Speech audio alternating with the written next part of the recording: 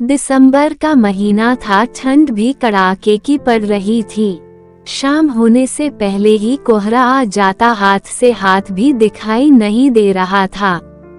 मैं दिल्ली से ठंड के कारण छुट्टी लेकर घर आ गया था। हम लोग पूरे दिन अलाव से हाथों को सेकते रहते और शाम होने से पहले बिस्तर में घुस जाते। मेरी शादी नहीं हुई है, मैं अभी कुंवारा ही हूँ। मेरी माँ और पिताजी घेर पर सोने चले जाते हैं, मैं अकेला ही घर पर सो जाता हूँ। एक दिन रात का वक्त था। मौसम में ठंड के कारण रात को ठंडी ठंडी फुहार पड़ रही थी। स्वर में बरामदे में खाट डालकर रजाई में लेटा हुआ था। हमारे ही बगल में एक हमारी पड़ोसन रहती था, जिसकी शादी अभी 6 महीने पहले ही हुई थी। उसका पति उसे शादी के बाद गांव में ही छोड़कर बाहर नौकरी करने चला गया था। हमारी पड़ोसन का नाम मंजू था। उसकी उम्र 20 वर्ष की होगी।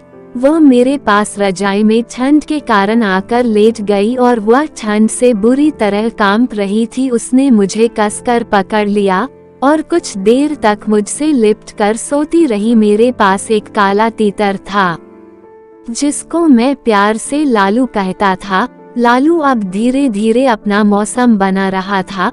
मंजू के पास एक लाल रंग की गुल्लक थी। मंजू ने लालू के कव में हाथ डाल दिया और वह आराम से उसे सहलाने लगी। फिर मैंने मौके पर छक्का मारा। मैं भी उसकी गुल्लक पर हाथ फिराने लगा। गुल्लक पक चुकी थी, गुल्लक से आग निकल रही थी, क्योंकि गुल्लक में काफी दिनों से पैसे नहीं पड़े थे। मैंने मंजू को नीचे खिसका दिया और उसके मुंह पर लालू को फिराने लगा। लालू बहुत ही शैतान था। मंजू ने लालू को पकड़कर उसके अपने दांतों के बीच में दबा लिया। लालू भी बहुत मजबूत व ताकतवर था। मंजू लालू को पकड़कर गुल्लक के ऊपरी भाग पर प्यार से फिराने लगी। लालू को नशा चढ़ा रहा था।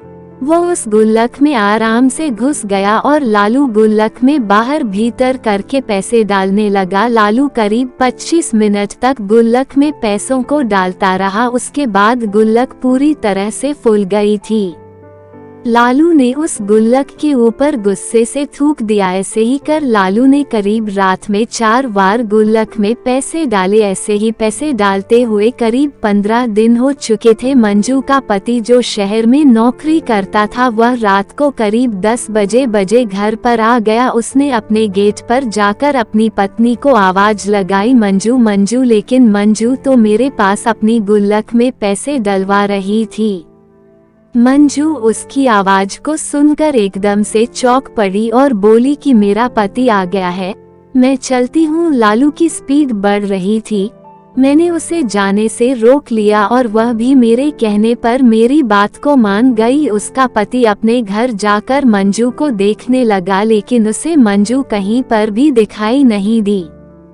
ठंड पड़ रही थी, वह भी थका हुआ था और अकेला ही सो गया। सुबह में 4 बजे मंजू उठकर चली गई, अपने पति के पास जाकर लेट गई। उसका पति की सुबह 7 बजे आंख खुली तो देखा कि मंजू तो उसके पास ही सो रही है। सुबह को मंजू ने बढ़िया सा नाश्ता बनाया और उसे बड़े ही प्यार से खिलाया। वह नाश्ता करने के लिए उठा कि उसका पैर एक पत्थर से टकरा गया, जिससे उसके पैर में मोच आ गई।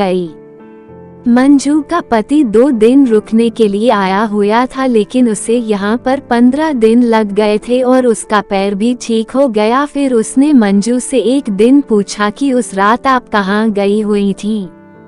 उसने बताया कि मुझे डर लग रहा था, मैं पड़ोसी के घर पर जाकर सो गई थी। वह मान गया और अपनी ड्यूटी पर चला गया।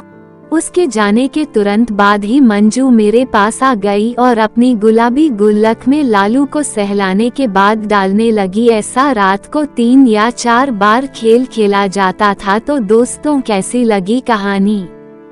कहानी अच्छी लगी हो तो चैनल को सब्सक्राइब करें।